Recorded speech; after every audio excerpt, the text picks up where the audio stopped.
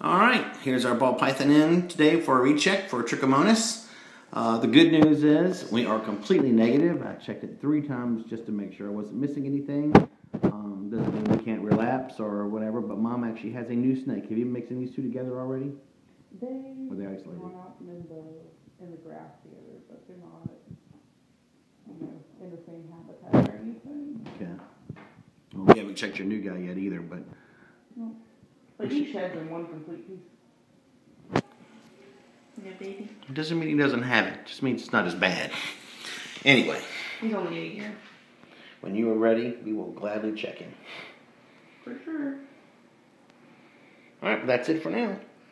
Good news. Yay!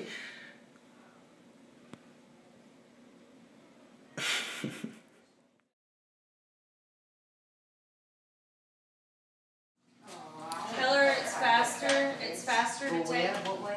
Tell her to go.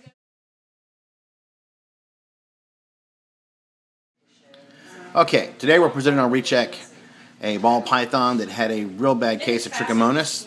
We just did a fecal on it and it was actually completely negative.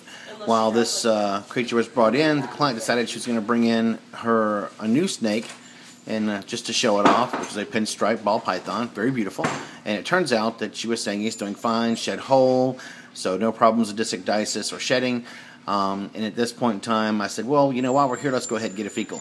So I promised her I would go ahead and do this, and it turns out that this particular snake actually has Histomonas, Trichomonas, and an unknown species of protozoa, which we'll probably see lumber across the screen here in a second now.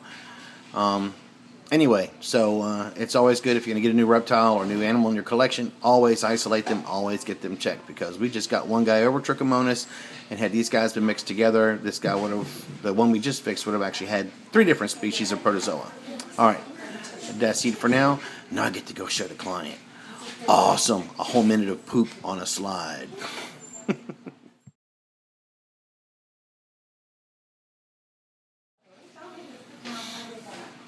Here's yet another part of that same fecal. I'm just trying to focus it out. And again, I'm seeing 3 different species of protozoa in there. More evidence as to why we should isolate our newcomers. That's it.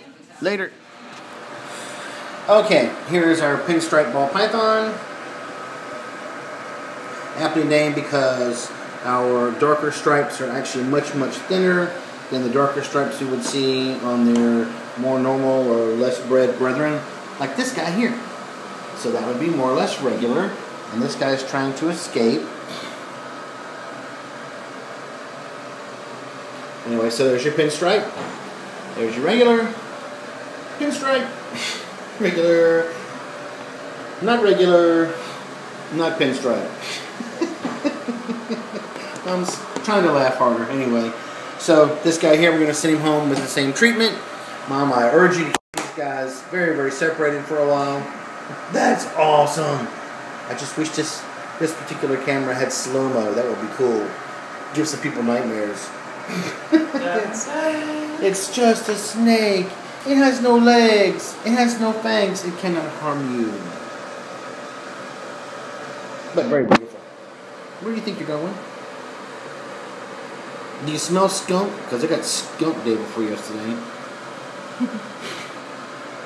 Anyway, the answer to this lesson I want Mom to check home, anybody else who might be watching this video. It turns out that somewhere along the line there is a wholesaler or somebody who is breeding these things. Okay, and the pots. Well, we won't put that on film. We just leave that alone. They may be coming in here and check out some animals later. But the bottom line is, wherever these guys came from, at any one point in time, one person could reach in, start playing with this snake, and then go to the net cage and start playing with this snake, and all of a sudden, where this one may have had some trichomonas or some disease process, well, that thing is just weird, or some disease process, it was a gift when I walked out of the room a minute ago. It turns out we've actually now just transferred this disease process to this snake. So it's really easy to do, and the bad news is most clients get them home and say, well, let's put them all in the same cage because we have a nice cage and it's convenient, it's already built. It's cheaper to have one cage than 2, and in the process we end up making twice the medical bills, twice the disease processes. So I cannot state it enough, always isolate any newcomers into your collection. Get them checked. If you don't like your vet or you don't want to pay your vet, at least take them a fecal sample or have some herpetologist or parasitologist check out that sample for you. There's always a way around using the vet. Trust me, I hear about it all the time. But the bottom line is, that's what we're here for, is to protect these guys and keep these kind of things from happening. So anyway, wait, he's going to go infect the other guy on his own. He doesn't even need help. Alright, so always isolate them. If I'm going to ask at a time, I always say at least 30 days. That goes for fish in aquariums. That goes for turtles in tanks, snakes. It goes for birds. It goes for everything. I even recommend a short amount of isolation time for those small mammals and those pets that we get. So anyway, I'm trying to put the top mic on here so you don't escape anymore. But that's it. See, we're isolated. Tun-dun, tun-dun. Mom's laughing now. I'm going to laugh out of her. All right, later.